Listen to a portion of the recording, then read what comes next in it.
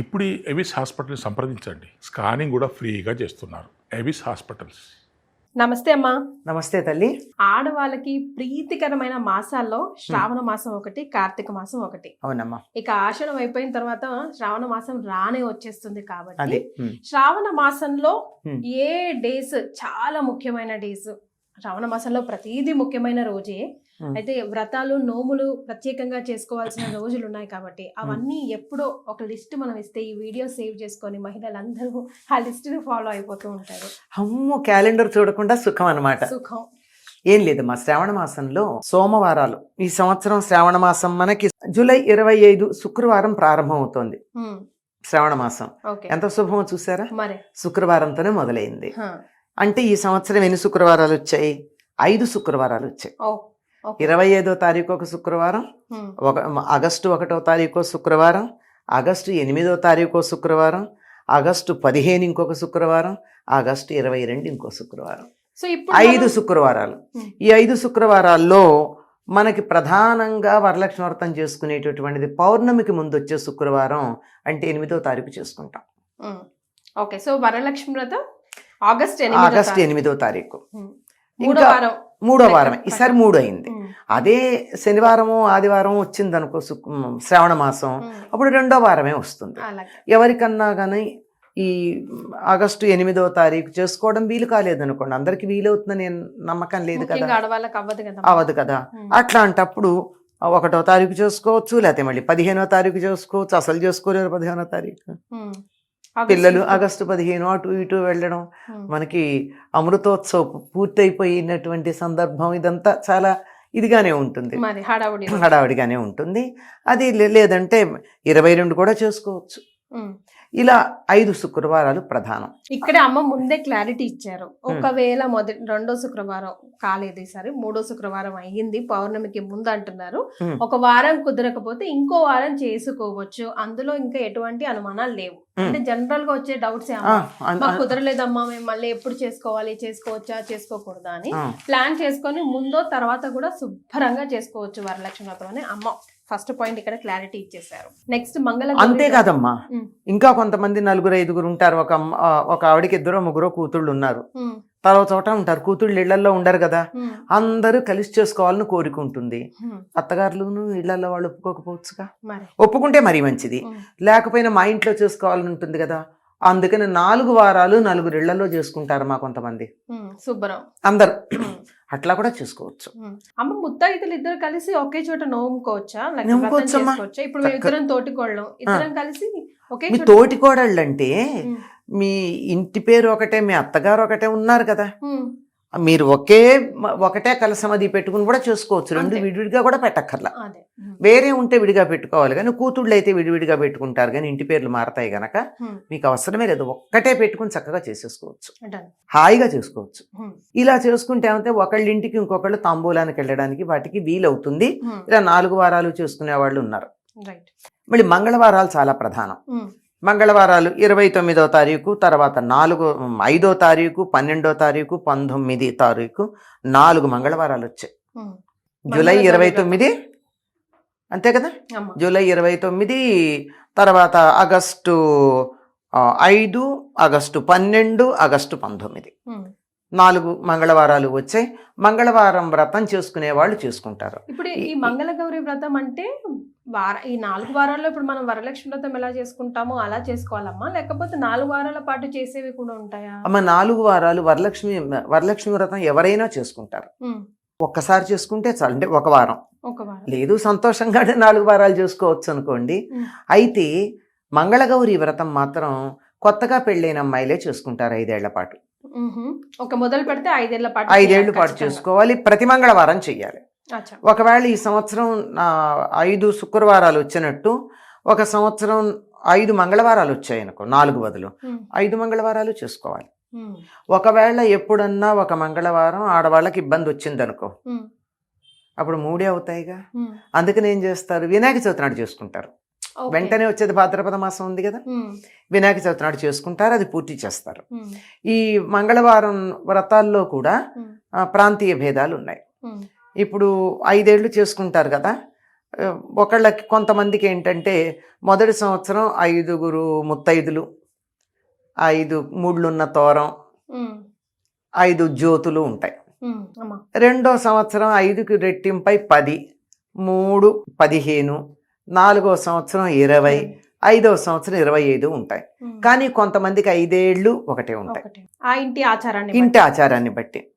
ఇది మాత్రం కొత్తగా పెళ్ళైనటువంటి ఆడవాళ్ళు మంగళగౌరిని ప్రార్థించి తన మాంగళ్యం ఎక్కువ కాలం ఉండేటట్టుగా ప్రార్థించి చేసేది. ఈ శ్రావణ మాసంలో వచ్చే అన్ని మంగళవారాలు చేయాలి, అలా 5 సంవత్సరాలు కంటిన్యూస్ గా చేయాలి. దానికి ఉద్యాపన ఉంటుంది. ఏదైనా ఒకటి కానీ మనం ఒక వ్రతంలాగా ఒక నియమం పెట్టుకుని చేస్తే మాత్రం దానికి ఉద్యాపన ఉంటుంది. శ్రావణ మంగళవారం ఒక నోము అంటే దానికి ఉద్యాపన ఉంటుందో లెక్క ఉంటుంది. ఇప్పుడు వరలక్ష్మి వ్రతం ఉందనుకో, అది వ్రతం అంచేత దానికి ఒక ఉద్యాపన లేదు. ఎన్నైనా ఎంత 10 మంది ముత్తైదులకు పెట్టుకోవచ్చు, 100 మంది ముత్తైదులకు పెట్టుకోవచ్చు, ఒకటి తప్పదు. కనుక దీనికి ఉద్యాపన ఉంటుంది. ఈ ఉద్యాపన కూడా కొత్త పెళ్లి కూతురికి చేస్తారు. పెళ్లిపీటల మీద ఉన్న పెళ్లి కూతురికి అప్పుడే మంగళసూత్రం కట్టించుకున్నటువంటి పెళ్లి కూతుర్ని సాక్షాత్తు గౌరీదేవిగా భావించి ఒక ఇత్తడి గిన్నెలు అరిసెల జోళ్లు కొన్ని వేసి కొత్త రవిక పెట్టేవాళ్ళు. పూర్వం శక్తి ఉంటే చీర, నగలు అవన్నీ పెడతారు. లేకపోతే కనీసం మంగళసూత్రాలు, మట్టెలు, తర్వాత నల్ల పూసలు, లక్కజోళ్ళు అంటారు. లక్కజోళ్ళు అంటే పసుపు కుంకుమ వేసేటటువంటి కుంకుమ భరణలు అనమాట. పూర్వం ఉండేవి కొయ్యవి. అప్పుడు అవే గొప్ప కదా. అవి ఇవన్నీ ముత్తైదువుకు ఉండే సామాన్లన్నీ ఇచ్చి దాని మీద ఈ అరిసెల మీద ఈ జాకెట్ ముక్కని పైన కప్పేసి వాయనం పెళ్లి కూతురికి ఇస్తారు. కొత్త పెళ్లి కూతురికే చెయ్యాలి. తన ఇవ్వడం ఎవరికైనా కాదు, కొత్త పెళ్లి కూతురికి మాత్రమే. ఇంకా అసలు అప్పుడు ఇవాళ పెళ్ళై ఉండాలంతే. అమ్మాయి పెళ్లి అయిన వెంటనే ఇవ్వాలి. అది ఉద్యాపన మంగళగౌరి వ్రతానికి. వరలక్ష్మి వ్రతం అంటామా, ఎప్పుడూ చేసుకునేదే గనక, జీవితాంతం చేసుకునేదే కనుక దానికి ఉద్యాపన అన్నది ఏమి ఉండదు. ఈ మంగళగౌరి వ్రతం 5 ఏళ్ళు అయిపోయిన తర్వాత ఇంకా ఆపుతారు. అలాగే ముత్తైదులు కూడా ఈ సంఖ్య పెరుగుతుందన్న వాళ్ళకి 5 మంది ముత్తైదులకు తప్పనిసరిగా ఇవ్వాలి మొదటి ఏడాది. రెండో ఏడాది 10 మందికి ఇవ్వాలి. మూడో ఏడాది 15 మందికి. ఇట్లా పెరుగుతారు. లేని వాళ్ళకి పెరగని వాళ్ళకి పెరగరు. ఇది మంగళగౌరి వ్రతం, వరలక్ష్మి వ్రతం ఎక్కువ మంది చేసేటటువంటిది. అమ్మవారి విగ్రహానికి చీర కడతాం కదా. ఇప్పుడు వరలక్ష్మి వ్రతం కానీ మంగళగౌరి వ్రతానికి కానీ మంగళగౌరి వ్రతానికి కట్టమే, చీర కట్టమా. కలశం కూడా పెట్టరు. గౌరీదేవిని పెట్టుకుంటారు పసుపుతో పెట్టి చేసుకుంటారు. అప్పుడు ఆ చీరను మనం కట్టుకోవచ్చమ్మా. సాధారణంగా అమ్మవారికి కట్టినటువంటి వాటిని వేరే పనులప్పుడు వాడరు. అదే కనీసం పూజలు చేసి మామూలుగా కూడా వాడుకోవచ్చమ్మా. మామూలుగా రాత్రిపూట సంసారం చేసేటటువంటి స్త్రీలు రాత్రిపూట వాడుకోరు అమ్మవారి చీరల్ని. అలాగే పీరియడ్స్ టైంలో వాడరు. అంతే, అంత తప్ప మిగిలినప్పుడు వాడుకోవచ్చు, హాయిగా వాడుకోవచ్చు. అటువంటి తప్పేమీ లేదు, హాయిగా చేసుకోవచ్చు. ఇవి కాక అసలు శ్రావణ మాసం అంటే ప్రతిరోజుకి ప్రాధాన్యం ఉందమ్మా. కొంతమంది శ్రావణ శనివారాలు ఒక నోములాగా చేస్తారు. తప్పనిసరిగా పగలంతా ఉపవాసాలుండి వెంకటేశ్వర స్వామి పూజ చేసి ప్రత్యేకంగా పేరంటంగా ఎవరిని పిలవరు కానీ ఇంటికి వచ్చినటువంటి వాళ్ళందరికీ తాంబూలం ఇచ్చుకుంటారు. ఇది తప్పనిసరిగా చేసేది. చాలా మంది ఇళ్లలో వెంకటేశ్వర స్వామికి చేస్తారు. శ్రావణ మాసం శ్రావణ శనివారాలకి చాలా ప్రధానం. ఎందుకంటే శ్రవణ నక్షత్రం వెంకటేశ్వర స్వామిది. శ్రవణ నక్షత్రానికి ప్రాధాన్యమైన నెల కనుక శ్రావణ మాసంలో చేస్తారు. ఇంకా సోమవారం చేస్తారు. ఎందుకంటే మంగళవారం నాడు అమ్మవారిని పూజ చేస్తున్నాం కదా, ముందు రోజు సోమవారం తప్పనిసరిగా చేసుకుంటారు. అయ్యాక చూడండి ఎన్ని రోజులు అయిపోయింది. సోమవారం అయింది, మంగళవారం అయింది, శుక్రవారం అయింది, శనివారం అయింది. 4 రోజులు తప్పనిసరిగా 4 4 16, 1 2 5 రోజులు వస్తాయి గనక 18 రోజులు పవిత్రంగా పాటించేది. తర్వాత శ్రావణ పూర్ణిమ చాలా ప్రధానంగా దీనికి ఒకప్పుడు జంఝాల పూర్ణిమ అనే పేరు ఉండేది. ఈ రోజున ఉపాకర్మ అనేది ఒకటి చేస్తారు. అంటే అంతకు ముందు శనివారం 9వ తారీఖు ఆ రోజున ఏంటంటే ఉపాకర్మ చేస్తారు. అంతకుముందు ఒడుగైనటువంటి పిల్లలు ఉంటారు కదా, ఆ ఒడుగైనటువంటి పిల్లలకి ఆ చిన్న జంజం దానికి ముంజు ఉంటుంది, ముంజు అంటారు. చిన్న జింక చర్మం ఒకటి చిన్నది పెడతారు దానికి. దాని ఇంటే ఉంటుంది, చిన్న జంజం ఉంటుంది ఒడుగైనప్పుడు. ఇప్పుడు దాన్ని తీసేస్తారు. ఓకే. తీసి మామూలుగా ఉండేటటువంటి మామూలు మూడులు ఉన్నటువంటి 3 పోగుల జంధ్యం వేస్తారు. అందుకే నా జంధ్యాల పూర్ణిమ అని కూడా అంటారు. జంధ్యాల పూర్ణిమ అంటారు. ఇది ఉపాకర్మ చేయడంతో పాటుగా సంవత్సరంలో జంధ్యం వేసుకునే వాళ్ళందరూ కూడా పాత జంధ్యం తీసి కొత్త జంధ్యం వేసుకుంటారు. అచ్చా. ఎందుకంటే నూలుది కదా, తడికి పొడికి స్నానం చేసినప్పుడల్లా తడి అవుతుంది. ఎప్పుడో ఒకప్పుడు ఆ దారపోగులు విడిపోయే ప్రమాదం ఉంది. అంచేత బాగుండగానే దానికి ఒక మంత్రం ఉంది. ఆ మంత్రంతో ముందు ఇది వేసుకుని కొత్తది, తర్వాత పాతది తీస్తారు. అందుకని దీనికి జంధ్యాల పూర్ణిమ అని పేరు. రాఖీ పూర్ణిమ. దీన్ని రాఖీ పూర్ణిమ అని కూడా అంటారు. రాఖీ పూర్ణిమని ఎందుకంటారంటే ఇది ఎక్కువ ఉత్తర దేశంలో అలవాటమా, మనకు కొంచెం తక్కువే. రాను రాను మనం కూడా దీన్ని అలవాటు చేసుకున్నాం. మంచిదే కదమ్మా, మంచిదే, తప్పేం లేదు, మంచిదే, తప్పేమీ లేదు. అదే అంటున్నా. దీన్ని రక్షాబంధనం అంటారు. రాఖీ అనేది రక్ష నుంచి వచ్చింది. ఈ రక్షాబంధనం ఏమిటంటే ఒకళ్ళకొళ్ళు కట్టుకుంటారు. నేను నీకు రక్షగా ఉంటాను అని చెప్పుకుంటూ కట్టుకునేది. మనకు ఎట్లా అలవాటైందంటే అన్నదమ్ములు అక్కచెల్లెళ్ళు వీళ్ళ మధ్య ఉంది కానీ నిజానికి అందరూ ఒకళ్ళకొళ్ళు కట్టుకుంటారు. పూర్వకాలం దేవాలయాల్లో ఉండేవి, పెట్టేవారు. ఎవరికైతే ఈ యజ్ఞోపవీతం ఉండదు, అందరికి యజ్ఞోపవీతం ఉండదు కదా జంధ్యం అన్నది. అది లేనటువంటి వాళ్ళకి ఏంటంటే దేవాలయానికి వెడితే అర్చకుడు పూజ చేసి ఇచ్చి చేతికి కడతాడు. చాలా మంది చేతులకు చూడండి, మీకు కాషాయ రంగులో చిన్నది ఒకటి ఉంటుంది, తాడు ఇక్కడ కట్టేది. అది వాళ్ళ దేవాలయంలో అర్చకుడు కట్టడమే కాకుండా ఒకళ్ళకొకళ్ళు శ్రేయోభిలాషులు అయినటువంటి వాళ్ళు, నేను నీకు కట్టచ్చు, నీ శ్రేయస్సు నేను చూస్తానమ్మా, నీ మంచి చెడ్లని నువ్వు నాకు కట్టచ్చు. అట్లా పరస్పరం కట్టుకునేటటువంటి రక్షాబంధనం ఉత్తర దేశంలో కొన్ని కారణాలుగా ఆడవాళ్ళు అక్క చెల్లెళ్ళు అన్నదమ్ములకు కట్టడంగానే ఉండిపోయింది. కానీ శచీదేవి ఇంద్రుడికి కట్టిందిట, అది అక్క చెల్లెళ్ళు కారుగా వాళ్ళు, కారు కదా. కాకపోతే లక్ష్మీదేవి బలి చక్రవర్తికి కట్టిన దాన్ని గుర్తుపెట్టుకుని అదే దానికే మరి మనకి చెప్తూ ఉంటాం. ఏనబద్ధో బలిరాజా ఇలాంటి శ్లోకాలతో చెప్పి కదా మనం చెప్పుకుంటున్నాం. కనుక అలా అలవాటైపోయింది. కానీ మామూలుగా అయితే ఎవరికైనా నీ శ్రేయస్సు నేను కాంక్షిస్తున్నాను, నీ రక్షణ బాధ్యత నేను వహిస్తాను అన్న వాళ్ళందరూ చక్కగా ఒకళ్ళొకళ్ళు రక్షాబంధనం కట్టుకోవచ్చు. మీరు చాలా చాలా పవిత్రమైంది. ఇప్పుడు అన్నదమ్ములు అక్క చెల్లెళ్ళకి పరిమితమైనందు మాత్రమే కొత్తగా మనకు వచ్చింది తప్ప రక్షాబంధనం మొదటి నుంచి ఉంది. ఈ రోజుని వేదాధ్యయనం ప్రారంభిస్తారు. అప్పుడు ఒడుగు చేసిన తర్వాత పిల్లవాడు, అంటే పూర్వకాలం మాట, ఇప్పటికే కాదు, వాళ్ళు చిన్నప్పుడు చేసేవాళ్ళు కదా 8వ ఏట. ఈ ఒడుగు అయిన తర్వాత ఆ పిల్లవాడు ఇంకా కొంతకాలం తల్లిదండ్రుల దగ్గరే ఉంటాడు. ఈ ఉపాకర్మ చేసి గురువు గారు తనతో తీసుకెళ్తారు. వేదాధ్యయనం మొదలుపెట్టే రోజు ఇది. పైగా ఇందులో వస్తుంది మనకి చాతుర్మాస్యంలో వచ్చింది. చాతుర్మాస్యంలో తప్పనిసరిగా పురాణాలన్నా చదువుకోవాలంటారు. చాతుర్మాస నియమాల్లో ఒకటది, సమయాన్ని వృధా చేయకుండా. ఇది వేదాధ్యయనం మొదలుపెట్టే రోజు కనుక దీనికి శ్రావణ మాసం అని పేరు.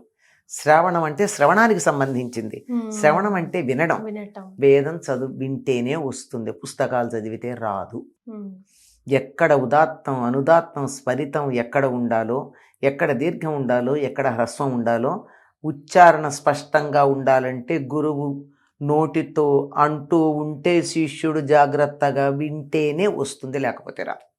శ్రవణానికి ప్రాధాన్యం ఉన్నది. లేకపోతే మనం వింటున్నాం కదా, లలితా సహస్రనామాలే ఎక్కడ విరవాలో తెలియకుండా రాముని తోకలాగా విరవడం. మనం వినాలి. ఇప్పుడు మేము విని నేర్చుకున్నాం అంటారు కానీ వినేటప్పుడు వీళ్ళు అనకుండా పుస్తకం చూస్తూ చెవితో వింటూ పుస్తకంలో చూస్తూ ఉంటే అప్పుడు సరిగ్గా వస్తుంది. అంతే కదా. కానీ ముందా అసలు నోటికి రాకుండానే ఆ వింటున్నామంటూ చదివేస్తూ ఉంటారు. ఎక్కడ ఆపాలో, ఎక్కడ కలపాలో, ఎక్కడ ఏం చేయాలో తెలియనటువంటి పరిస్థితి ఉంటుంది. కనుక శ్రవణానికి ప్రాధాన్యం ఉంది. వినండి, శ్రవణంతో నేర్చుకునేది వేదం కనుక వేదానికి ప్రాధాన్యం కలిగినటువంటి రోజు. ఇవన్నీ అయిన తర్వాత ఇంకో చాలా పెద్ద విశేషం ఉందండో. ఇది వేదానికి ప్రాధాన్యం ఉండడానికి కారణం కూడా హయగ్రీవుణ్ణి హయగ్రీవ రూపంలో హయగ్రీవ రాక్షసుని సంహరించి వేదాలను ఉద్ధరించినట్టు రోజుగా చెప్తారు దీన్ని. అది ఇంకా ఇంకో ప్రధానమైనది ఏమిటి ఉందంటే బహుళ అష్టమి. బహుళ అష్టమి, శ్రావణ బహుళ అష్టమి శ్రీకృష్ణ పరమాత్మ అవతరించినటువంటి రోజు కృష్ణాష్టమి. కృష్ణాష్టమి ఎప్పుడు వస్తుందమ్మా? ఆగస్టు 16వ తారీఖు. ఓకే. వరుసగా సెలవులు చూసారా, 15, 16, 17. అవును కదమ్మా, సూపర్. అంటే మనకేముందంటే సెలవులు వచ్చాయంటే అసలు పండగే లేకుండా పోతుంది. హడావుడి తగ్గుతుందంట మెల్లిగా. కాదు ఊళ్ళు ఎడదాము మరోటి చేద్దాం అనే సంబరాల్లో ఉంటాం. అమ్మో ఇవన్నీ పెద్ద పండుగలు కదమ్మా. పెద్ద పండుగలు కదా. ఆగస్టు 15 శుక్రవారం బుడిబుడి అడుకలేస్తూ వేసుకుంటే ఇంట్లోకి రావాలి కదా. కృష్ణాష్టమి 16వ తారీఖు అమ్మ, ఓకే. ఆగస్టు 16. ఆ రోజు చేసేటటువంటి ప్రత్యేకమైనటువంటి పూజలు ఉంటాయి, కృష్ణుని ప్రార్థించుకోవడం ఉంటుంది. ఇలా శ్రావణ మాసం అంతా విశేషాలే. ఇంకొకటి శ్రావణ శుద్ధ పంచమిని నాగపంచమి అని ఉత్తర దేశం వాళ్ళు చేసుకుంటారు. మన దగ్గర తక్కువమ్మ. మనం కార్తీక మాసంలో నాగుల చవితి చేసుకుంటాం, వీళ్ళు మాత్రం నాగపంచమి చేస్తారు. అంటే ఎప్పుడో ఒకప్పుడు చేసుకోవడం అందరికీ అలవాటే గనక ఏదో ఒక సందర్భంలో ఉత్తర తెలంగాణ జిల్లాలో కూడా ఈ నాగుల పంచమి ఎక్కువ చేస్తారు అనుకుంటానమ్మా. కొద్దిమంది మహారాష్ట్ర ఆ ప్రభావం ఉన్నటువంటి వాళ్ళు చేస్తారు, మహారాష్ట్ర ప్రభావం ఉన్న వాళ్ళు చేస్తారు. అది అలాగే ఇటు పక్కకు గనక వెళ్ళినట్టయితే ఒరియా ప్రభావం ఉన్న వాళ్ళు కూడా చేస్తారు. తెలుగు వాళ్ళందరూ మాత్రం నాగుల చవితి చేస్తాము. తర్వాత ఇంకా సుబ్రహ్మణ్య షష్ఠి కూడా చేస్తాం. ఈ సుబ్రహ్మణ్య షష్ఠి చాలా విశేషంగా తమిళనాడులో చేస్తారు, గోదావరి జిల్లాలో బాగా చేస్తారు. సుబ్రహ్మణ్య షష్ఠి ఎప్పుడు వస్తుంది? అది కూడా మార్గశిర మాసంలో వస్తుంది. అది మార్గశిర మాసంలో వస్తుంది. పైగా సుబ్రహ్మణ్య షష్ఠి అనం మనం దాన్ని సుబ్బారాయుడు షష్ఠి అంటూ ఉంటాం. చూచి వద్దాను రండి, మన వారింటో పెళ్ళి మళ్ళీ వద్దాను రండి అని చెప్పి మనం వీటి ఆడతాం కదా చెమ్మ చెక్క వాటిల్లో. అలా పాటల్లో పెట్టేసి మర్చిపోకుండా చేస్తామమ్మా. చాలా విశేషంగా అత్తిలి అనే గ్రామంలో చేస్తారమ్మా. అప్పుడు పట్టణమే అయింది అది, చెప్పలేము. అక్కడ సుబ్రహ్మణ్య స్వామి అవతరించినటువంటి రోజు, అత్రి మహర్షి తపస్సు చేసినటువంటి ప్రదేశం. అసలు అక్కడ 3 రోజులు చేస్తారు. ఎంత బాగా చేస్తారంటే ఎక్కడెక్కడి నుంచి రకరకాల కళాకారులు, బుట్ట బొమ్మలను ఎప్పుడు మీరు వినుండరు. బుట్ట బొమ్మలను ఏవని ఇవని అసలు చెప్పలేము, అంత అద్భుతంగా జరుగుతుంది. చాలా బాగా జరుగుతుంది. సోమవారాలు, మంగళవారాలు, శుక్రవారాలు, శనివారాలు, తర్వాత నాగుల పంచమి, జంఝాల పూర్ణిమ, ఆ తర్వాత కృష్ణాష్టమి. ఇవన్నీ కూడా చాలా విశేషంగా ఉండేటటువంటి నెలమ్మ. శ్రావణ కృష్ణ అమావాస్యని పోలాల అమావాస్య అంటారు, దీన్ని పొలాల అమావాస్య అని కూడా అంటారు. కానీ ఎక్కువ మంది ముఖ్యంగా ఆంధ్రదేశంలోను ఇటు మహారాష్ట్రలోను పోలేరమ్మ అనే అమ్మవారిని ఆరాధిస్తారు. ఈవిడ సంతానాన్ని ప్రసాదించి వారు క్షేమంగా ఉండేట్టుగా చూసే తల్లి అని విశ్వాసం. సో దాంతో శ్రావణ మాసం ఇది 23 ఆగస్టు 23. కంప్లీట్ గా దైవనామ చింతనతో, దైవ పనుల్లో, దైవ కార్యక్రమంలో నిమగ్నమైన నెల ఏదంటే అది నిమగ్నం అవ్వడానికి వీలైన నెల శ్రావణ మాసం. ముందుగానే రోజులు అన్నీ చెప్పేసి మమ్మల్ని అందరినీ ప్రిపేర్ చేసేందుకు ధన్యవాదాలమ్మా. సంతోషం అమ్మా. అందరూ అటు శ్రీనివాసుడు, ఆయన భార్య లక్ష్మీదేవి, ఆవిడ సోదరి అమ్మవారు మంగళగౌరి, ఆవిడ భర్త అంటే శ్రీనివాసుడికి బావమరుదైనటువంటి శివుడు, అందరి అనుగ్రహం మన మీద పరిపూర్ణంగా ఉండాలి ఈ శ్రవణ మాసంలో అని కోరుకుంటున్నాను. ధన్యవాదాలు.